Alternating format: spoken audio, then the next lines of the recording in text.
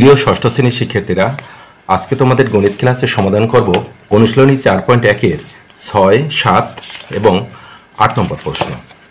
অনুশীলনী 4.1-এর প্রথমে 6 নং প্রশ্ন। একটি কলমের দাম x টাকা ও একটি বইয়ের দাম y টাকা হলে নিচের রাশিগুলো দ্বারা কি বোঝানো হয়েছে তা লেখো। এখানে প্রথম 1 নম্বরে আছে 3y। একটি বইয়ের দাম যদি y টাকা হয় 3y দ্বারা তিনটি বইয়ের দাম বোঝায়। তারপরে আছে 2 নম্বরে 7x। একটি কলমের দাম যদি x টাকা হয় তাহলে 7x দ্বারা 60টি কলমের দাম বোঝায়। 7x দ্বারা 60টি কলমের দাম বোঝায়। তারপর 3 নম্বর x প্লাস 9y। x দ্বারা বোঝায় একটি কলমের দাম এবং y দ্বারা বোঝায় একটি বইয়ের দাম। তাহলে x প্লাস 9y দ্বারা বোঝায় একটি কলমের দামের সাথে 9টি বইয়ের দাম এর যোগফল বা সমষ্টি। সুতরাং x প্লাস 9y দ্বারা একটি কলমের দাম ও 9টি বইয়ের দামের সমষ্টি বোঝায়। তারপরে 4 নম্বর 5x প্লাস 8y। এখানে x দ্বারা একটি কলমের দাম বোঝায়, তাহলে 5x দ্বারা 5টি কলমের দাম বোঝাবে। আর y দ্বারা বোঝায় একটি বইয়ের দাম, তাহলে 8y দ্বারা বোঝাবে 8টি বইয়ের দাম। এখানে যেহেতু যোগ চিহ্ন আছে তাহলে 5টি কলমের দামের সাথে 8টি বইয়ের দামের যোগফল বা সমষ্টিকে বোঝায়। সুতরাং 5x প্লাস 8y দ্বারা 5টি কলম ও 8টি বইয়ের দামের সমষ্টি বোঝায়। তারপর 5 নম্বর 6y প্লাস 3x। y দ্বারা বোঝায় একটি বইয়ের দাম, তাহলে 6y দ্বারা বোঝাবে 6টি বইয়ের দাম এবং x দ্বারা বোঝায় একটি কলমের দাম, তাহলে 3x দ্বারা বোঝাবে 3টি কলমের দাম। যেহেতু এই 6y এবং 3x পরস্পর প্লাস চিহ্নে আছে তাহলে এদের সমষ্টিকে বোঝাবে। তার মানে 6y প্লাস 3x দ্বারা 6টি বইয়ের দাম ও 3টি কলমের দামের সমষ্টি বোঝায়। তারপরে 7 নম্বর প্রশ্ন। 7-এর ক। একটি খাতার দাম x টাকা, একটি পেন্সিলের দাম y টাকা এবং একটি রাবারের দাম z টাকা হলে এখানে 3টি প্রশ্ন আছে। 1 নম্বরে আছে 5টি খাতা ও 6টি পেন্সিলের মোট দাম কত। তো প্রথমে এটি সমাধান করি। এখানে 5টি খাতা এবং 6টি পেন্সিলের মোট দাম কত সেটা বের করতে হবে। একটি খাতার দাম যদি x টাকা হয় তাহলে 5টি খাতার দাম হবে 5x টাকা এবং 6টি পেন্সিলের দাম হবে 6y টাকা। যেহেতু একটি পেন্সিলের দাম হচ্ছে y টাকা তাহলে 6টি পেন্সিলের দাম হবে 6y টাকা।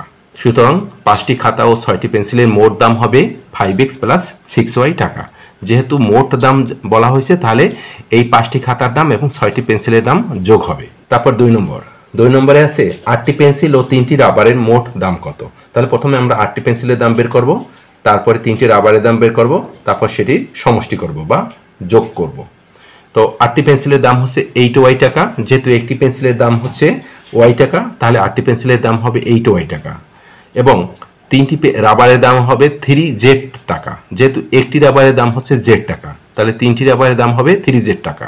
সুতরাং 8টি পেন্সিল ও 3টি রাবারের মোট দাম 8y প্লাস 3z। 8y এবং 3z-কে যোগ করা হয়েছে। তারপর 7-এর কয়েক 3 নম্বর প্রশ্ন।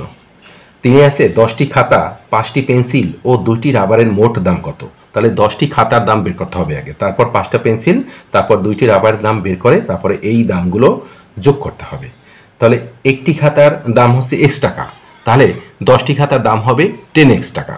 তারপর হচ্ছে 5টি পেন্সিল, তাহলে একটি পেন্সিলের দাম হচ্ছে y টাকা, তাহলে 5টি পেন্সিলের দাম হবে 5y টাকা এবং একটি রাবারের দাম হচ্ছে z টাকা, তাহলে 2টি রাবারের দাম হবে 2z টাকা। এখন এদের যেহেতু সমষ্টি বা মোট দাম বের করতে বলছে তাহলে আমরা এই দামগুলো পরস্পর যোগ করব। তো সুতরাং 10টি খাতা ও 5টি পেন্সিল ও 2টি রাবারের মোট দাম 10x plus 5y plus 2z টাকা। তারপরে খ নম্বর। এক হালি কলার দাম x টাকা হলে 2টি প্রশ্ন আছে 5 হালি কলার দাম কত। তাহলে 1 হালি কলার দাম হচ্ছে x টাকা, তাহলে 5 হালি কলার দাম হবে 5x টাকা।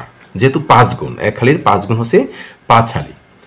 তারপরে 2 নম্বরে হচ্ছে যে 12টি কলার দাম কত।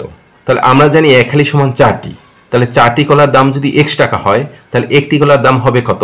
4টি কলার দামের চেয়ে কম, তা কম হলে এখানে ভাগ হবে, উপরে x নিচে এই 4।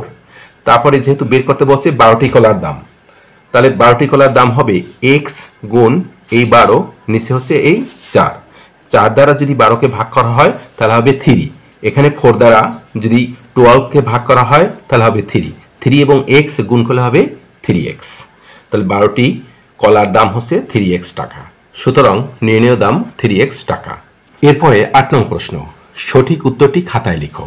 1 নম্বরে আছে x এর দ্বিগুণ থেকে 5 বিয়োগ করলে নিচের কোনটি হবে? x এর দ্বিগুণ মানে 2x, এখান থেকে 5 বিয়োগ করতে হবে, তাহলে এই 2x থেকে যদি আমরা 5 মাইনাস করি, বিয়োগ করি, তাহলে হবে 2x মাইনাস 5। তাহলে 8 এর 1 নম্বরের সঠিক উত্তরটি হবে খ, 2x মাইনাস 5। তারপর আছে 8 এর 2 নম্বর, a এর 3 গুণের সাথে x এর y গুণ যোগ করলে নিচের কোনটি হবে?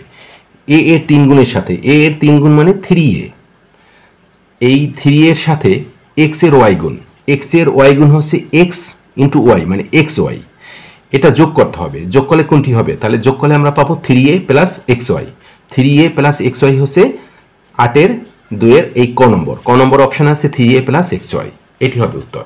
তারপরে 3 নম্বর, a এবং c এর গুণফল থেকে, তাহলে a এবং c এর গুণফল হচ্ছে ac, এই ac থেকে b এবং x এর গুণফল বিয়োগ করব, b এবং x এর গুণফল হচ্ছে bx, এটাকে যদি আমরা বিয়োগ করি তাহলে হবে ac minus bx, ac minus bx হচ্ছে গ নম্বর অপশন, গ ac মাইনাস bx, এটি হবে উত্তর। তো আজকের ক্লাস এই পর্যন্তই, ভালো থাকবে সবাই, ধন্যবাদ সবাইকে।